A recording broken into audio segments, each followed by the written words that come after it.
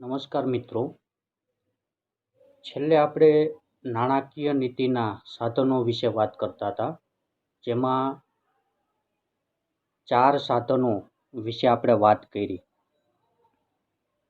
પરિમાણાત્મક સાધનોની અંદર આપણે છેલ્લે 4 સાધનો જોયા, જેની અંદર પહેલું બેંક રેટ, બીજું રેપો રેટ અને રિવર્સ રેપો રેટ, ત્રીજું કપરા સમયમાં સ્થિરતા લાવવાની જોગવાઈ, અને ચોથું રોકડ અનામતના પ્રમાણમાં ફેરફાર એટલે કે CRR. ત્યાર પછીનું પાંચમું સાધન છે, પાંચમું પરિમાણાત્મક સાધન છે કાયદામાં માન્ય પ્રવાહિતાનું પ્રમાણ એટલે કે SLR. તો આ બધા સાધનો જે આપણે જોઈએ છીએ શેના છે? નાણાકીય નીતિના સાધનો, કે જેનાથી મધ્યસ્થ બેંક છે એ નાણાંના પુરવઠાને નિયંત્રણમાં રાખવા માટે આ સાધનોનો ઉપયોગ કરે છે. તો આ SLR શું છે? તો બેન્કિંગ રેગ્યુલેશન જે એક્ટ છે એ મુજબ દરેક વેપારી બેંકે CRR એટલે કે રોકડ અનામતનું પ્રમાણ તો રાખવાનું જ છે. વેપારી બેંકો પાસે આવેલી થાપણોમાંથી અમુક ટકા રકમ કે જે અલગ અલગ સમય દરમિયાન એ ટકાવારી અલગ અલગ રહી છે, 3 થી 15% સુધી, 20% સુધીનું રોકડ અનામત વેપારી બેંકે આવેલી પ્રાથમિક થાપણોમાંથી રાખવાનું હોય છે.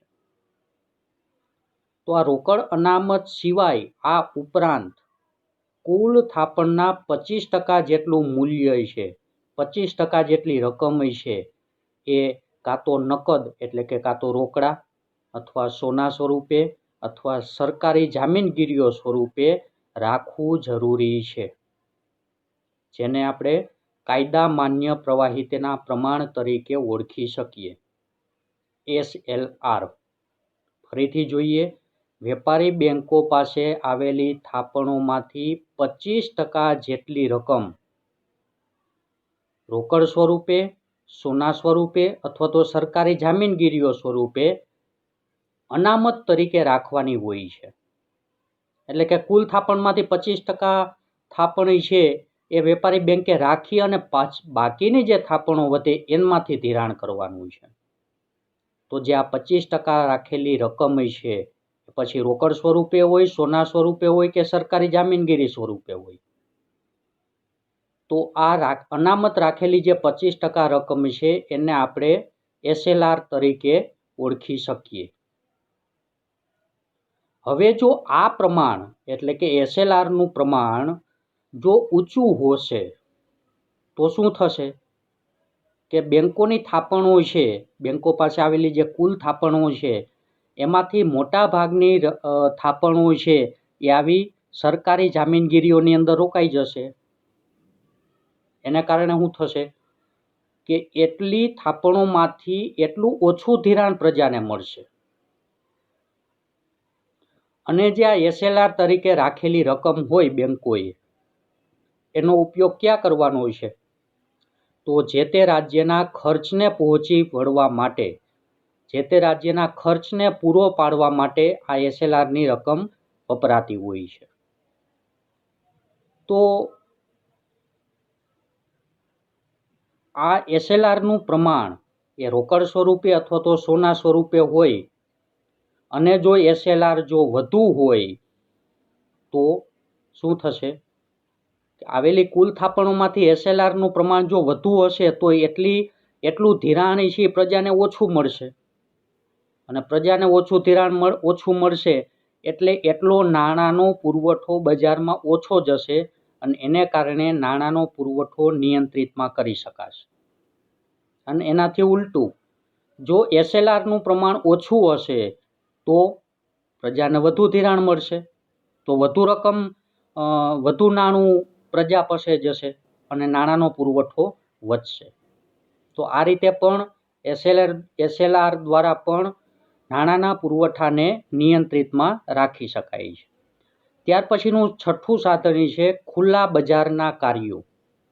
ખુલ્લા બજારના, તો મધ્યસ્થ બેંક અર્થતંત્રની અંદર નાણાંનો પુરવઠો વધારવા માટે કે ઘટાડવા માટે આરબીઆઈ છે એ ખુલ્લા બજારમાં સરકારી જામીનગીરીઓનું ખરીદ વેચાણ કરે છે.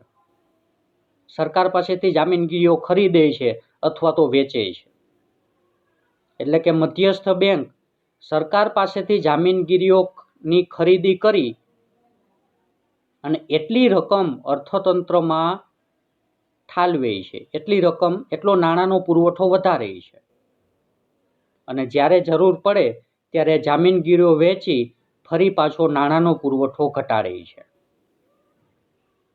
તો આ રીતે પણ નાણાંના પુરવઠામાં વધારો ઘટાડો સરકારની જામીનગીરીઓ છે એનું ખરીદ વેચાણ કરીને મધ્યસ્થ બેંક વધારે છે અથવા તો ઘટાડે છે.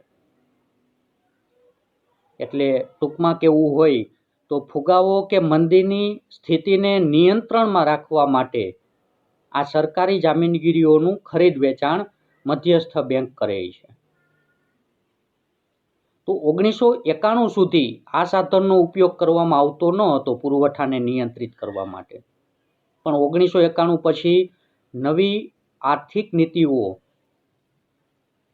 જે 3 આવી, ખાનગીકરણ, વૈશ્વિકીકરણ અને ઉદારીકરણ, તો એ નીતિઓ પછી મધ્યસ્થ બેંકે પુરવઠાને નિયંત્રિતમાં કરવા માટે આ સાધનનો ઉપયોગ કરેલો હોય છે. ત્યાર પછીનું 7મું નાણાકીય સાધન છે એ છે સ્ટરીલાઇઝેશનની નીતિ. સ્ટરીલાઇઝેશન એટલે કે જ્યારે દેશની અંદર વધુ પ્રમાણમાં હુંડિયામણ આવે કે જાય, વિદેશી હુંડિયામણ, બીજા દેશનું ચલણ એ વધુ પ્રમાણમાં આવે કે જાય ત્યારે મધ્યસ્થ બેંકના હુંડિયામણના ખાતામાં થતી વધઘટથી એ હુંડિયામણના ખાતાનું સરવૈયું છે એ એકદમ ખોરવાઈ જાય છે. તો આવા સમયે આવી પરિસ્થિતિને નિયંત્રણમાં રાખવા માટે મધ્યસ્થ બેંક છે એ હુંડિયામણ ખાતાની પુરાંત અથવા તો ખાધના પ્રમાણમાં સરકારી જામીનગીરીઓનું ખરીદ વેચાણ કરીને એ સરવૈયાને સમતોલ રાખતી હોય છે. તો વિદેશી હુંડિયામણના ખાતાને સમતોલ રાખવા માટે આ સ્ટરીલાઇઝેશનની નીતિ અપનાવવી પડતી હોય છે અને એ માટે શું કરે છે મધ્યસ્થ બેંક? સરકારી જામીનગીરીઓનું ખરીદ વેચાણ કરે છે, જેથી કરીને નાણાં વ્યવસ્થામાં સમતુલા જળવાઈ રહે. તો અહીંયા આપણે 7 નાણાકીય સાધનો જોયા કે જે પરિમાણાત્મક સાધનો હતા, સામાન્ય સાધનો તરીકે પણ આપણે એને ઓળખી શકીએ. ત્યાર પછીના નાણાકીય નીતિના મુખ્ય બીજા ભાગના જે સાધનો છે એ છે ગુણાત્મક સાધનો. તો પરિમાણાત્મક સાધનો અને ગુણાત્મક સાધનો આ બંને વચ્ચે તફાવત શું છે આપણે અગાઉ જોયેલો હતો કે ભાઈ પરિમાણાત્મક સાધનો છે એની અસર સમગ્ર અર્થતંત્ર ઉપર, સમગ્ર અર્થતંત્રના તમામ ક્ષેત્રો ઉપર એક સરખી પહોંચે છે. જ્યારે ગુણાત્મક સાધનો છે એ અર્થતંત્રના ચોક્કસ ક્ષેત્રોના વિકાસ માટે, તમામ ક્ષેત્રો નહીં, ચોક્કસ એવા કેટલાક ક્ષેત્રો હોય કે એનો વિકાસ કરવો હોય જ્યારે, અથવા તો કોઈ નક્કી કરેલા ક્ષેત્રો હોય માત્ર એને જ અસર પહોંચાડવી હોય ત્યારે મધ્યસ્થ બેંક આવા ગુણાત્મક સાધનોનો ઉપયોગ કરતી હોય છે. આ બંને વચ્ચે તફાવત એ થયો કે પરિમાણાત્મક સાધનો છે એ સમગ્ર અર્થતંત્રના તમામ ક્ષેત્રો ઉપર એક સરખી અસર પહોંચાડે છે, જ્યારે ગુણાત્મક સાધનો છે એ ચોક્કસ ક્ષેત્રો ઉપર જ અસર પહોંચાડે છે, નક્કી કરેલા ક્ષેત્રો ઉપર જ અસર પહોંચાડે છે. તો એના ઉપરથી આપણે કહી શકીએ કે ગુણાત્મક સાધનો એટલે જરૂરી ક્ષેત્રો માટે જ તર્કપૂર્વક વપરાતા સાધનો, જરૂરી ક્ષેત્રો માટે વપરાતા સાધનો છે. તો આ સાધનોનો બધા જ ક્ષેત્રો ઉપર એક સરખી અસર પહોંચાડી શકતા નથી. તો એવા સાધનોને આપણે ગુણાત્મક સાધનો તરીકે ઓળખી શકીએ. તો ગુણાત્મક સાધનોની અંદર જોઈએ તો પહેલું સાધન છે સલામતીની જરૂરિયાત. સલામતી. તો આપણે જાણીએ છીએ કે આપણે બેંકની અંદર જ્યારે લોન લેવા જઈએ ત્યારે લોન આપતા પહેલાં બેંક આપણી પાસેથી કંઈક મિલકત અથવા તો કોઈ મિલકતના દસ્તાવેજો અથવા તો સોનું છે અથવા તો ઘર છે અથવા તો જમીન છે એ ગીરવે આપણે મૂકવી પડતી હોય છે. એટલે કે વેપારી બેંકો છે એ પ્રજાને જ્યારે ધિરાણ કરે છે ત્યારે પ્રજા પાસેથી એ ધિરાણ પાછું આવે તે ચોકસાઈ રાખવા માટે શું કરે છે બેંકો? એ ધિરાણ લેનાર વ્યક્તિ પાસેથી કોઈ મિલકત જેમ કે ઘરેણાં હોય, થાપણો હોય, કાર હોય, ઘર હોય કે જમીન હોય એ સલામતી સ્વરૂપે મેળવે છે.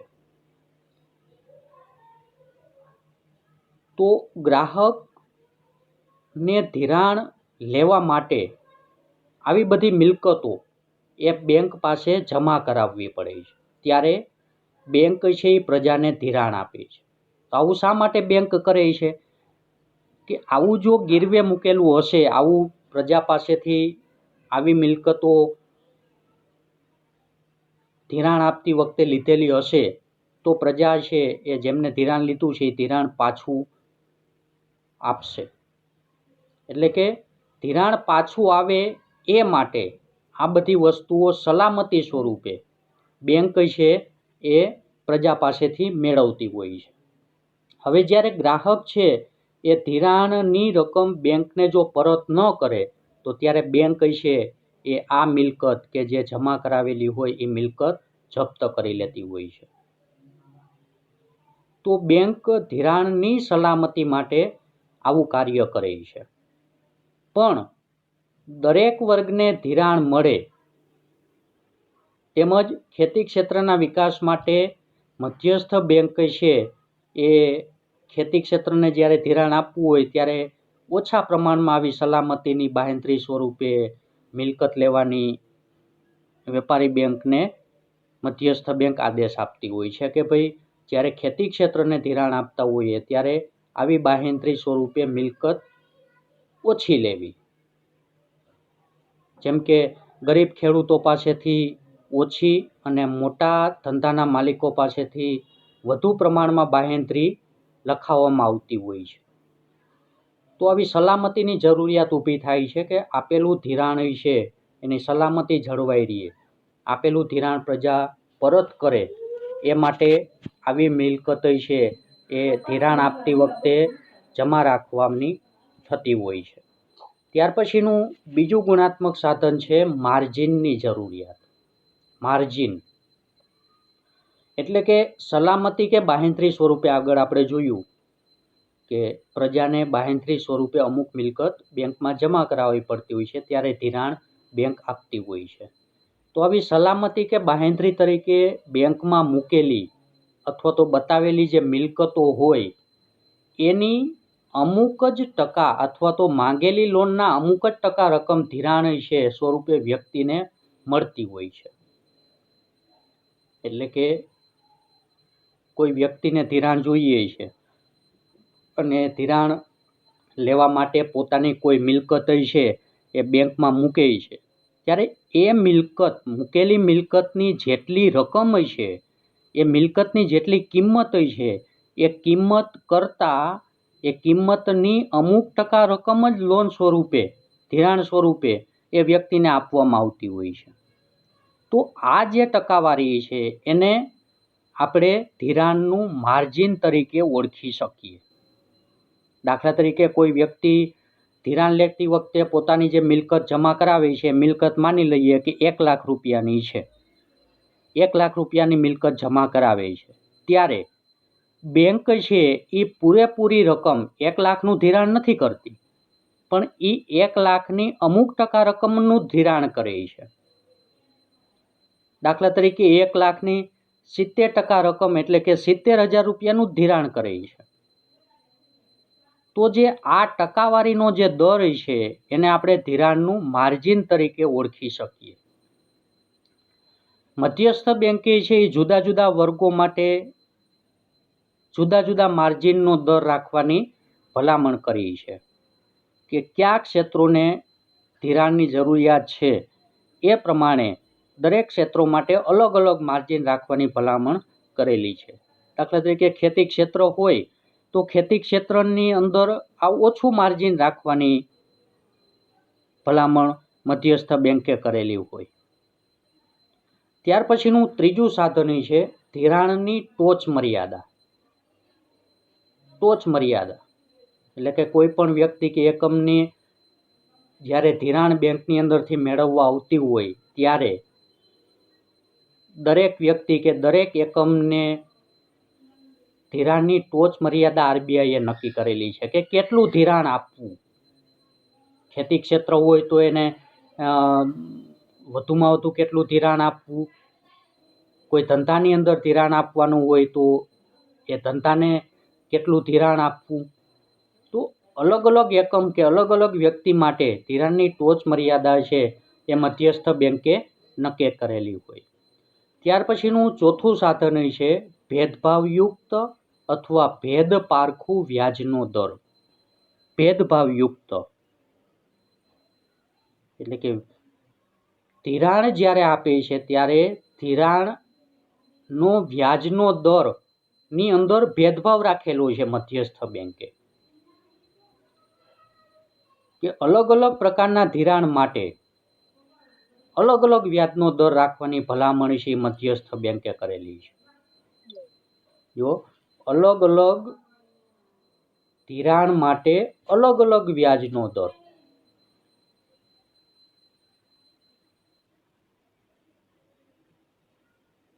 કોને ધિરાણ આપવામાં આવે છે અથવા તો કયા હેતુસર ધિરાણ આપવામાં આવે છે એ મુજબ વ્યાજનો દર અલગ અલગ રાખવાની ભલામણ છે, જેને આપણે ભેદભાવયુક્ત અથવા ભેદ પારખું વ્યાજના દર તરીકે પણ ઓળખી શકીએ. દાખલા તરીકે ખેડૂતને ખેતીની પ્રવૃત્તિ માટે ધિરાણ જોતું હોય તો એના માટે નીચા વ્યાજના દરે ધિરાણ આપવામાં આવે